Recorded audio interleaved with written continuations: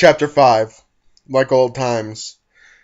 The candle flickers, shining light across the dinner table and illuminating Dante and Violet. The dinner came as a surprise for her, but she couldn't say no to this invitation, since it has been so long since their last date.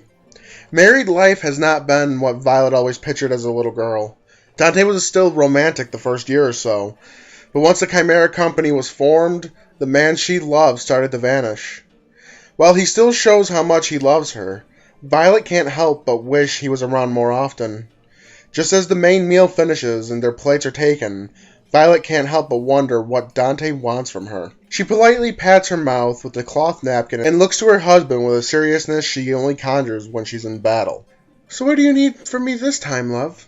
she asks coolly. Dante chuckles. Violet was always able to see through his facade, but she is never able to see his true intentions.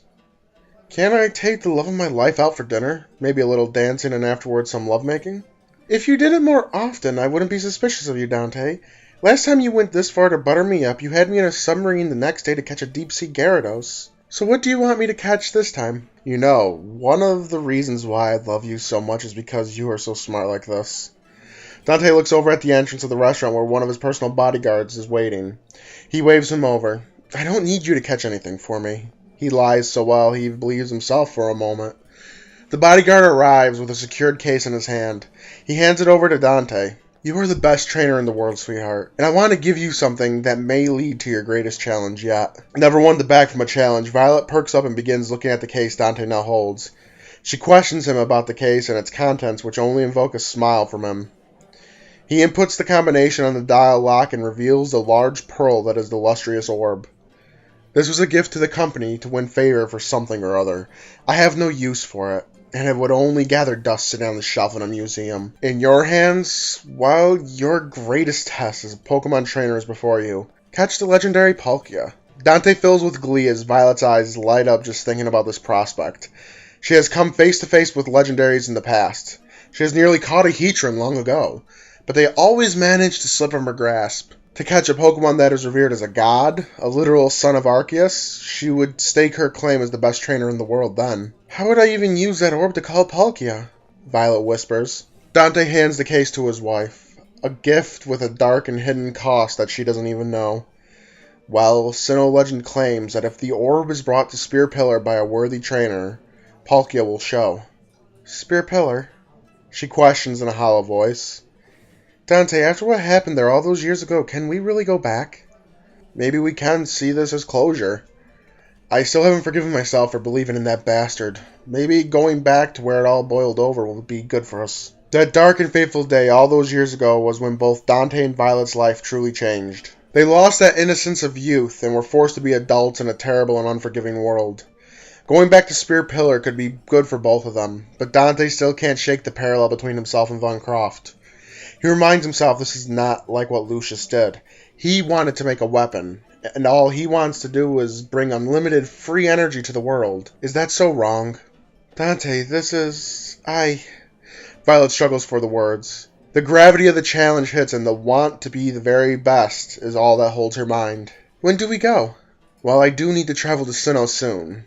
How does the start of next week sound?" Dante suggests with a charming smile. "That sounds lovely." Violet pauses for a moment and looks at her husband. "Why do you need to go to Sinnoh?" She finds it suspicious that Dante needs to go to the exact region the orb is from. "I need to buy a company out, Fugo Ironworks. They refuse to sell to me or work with the Chimera Corporation." Dante's tone turns bitter. "Why do you need them?" Violet presses. Dante pauses for a moment, contemplating whether or not to let his wife know about the sensitive information he is keeping from the world. "I need an astronomical amount of steel for the energy project." Violet feels a chill travel through her body, hearing that he had made breakthrough in the project to the point of construction. She honestly thought it would have been months before Dante even cracked the drive, let alone find the exact thing he needed from it. She puts on an excited facade. "You found out how to do it?" The tone of her voice almost sounds too happy over this bit of information. "For the most part, yes, but I still am ways away from the technical side of the project. The physical side, though, the frame of the machine, it's ready to be built." The pride in Dante's voice almost crosses to the realm of bragging. The dinner continues with a lovely dessert. What would normally be a sweet way to end the meal is bitter and dry in Violet's mouth, knowing what actions have to follow. With dinner over, they skip Dante's idea of dancing and return home for a night of passion. Dante's soft, steady breath lets Violet know he is out cold. It doesn't surprise her. She picked up the best way to knock him out cold over the years. She looks at him with a heavy heart. Why did you have to make headway into that stupid drive? She says so quietly she is not even sure if she said it at all. She slides out of bed and the moonlight casts her naked shadow across her husband.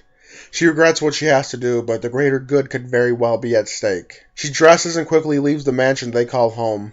Their lavish estate is on the countryside of Kanto and is a quick flight on Tropius to Cerulean City.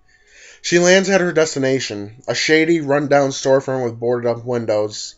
She knocks 3 times and the door opens. Instead of opening to a run-down interior, a staircase welcomes Violet, and she descends only to be greeted by a higher security door. She knocks once and states her name. It opens without hesitation. Looker stands in the center of the well-lit room looking over stacks of files. Others are in the room and she recognizes them as some former members of the Global Protection Agency. And the Queen Bee returns, Looker says as a means of hello. What do you have to report? She looks across the rest of the room. She doesn't want them to know. Even though Looker would eventually relay the information, she still demands privacy. They're your colleagues, Agent Lark. How have you forgotten us? Looker's words strike a nerve in her, and she has all she can do from slapping him. Either they go or I go, and you know where I would go, too. Imagine what my husband would do to you knowing what I know. Looker visibly grits his teeth and orders the others to leave. You've got your way, Violet. What do you have for me? The twisting feeling of betraying her husband sinks in with each word she says. She tells the former head of the GPA everything, including the gift of the lustrous orb. Looker collapses into the chair behind him after Violet is done with her verbal report.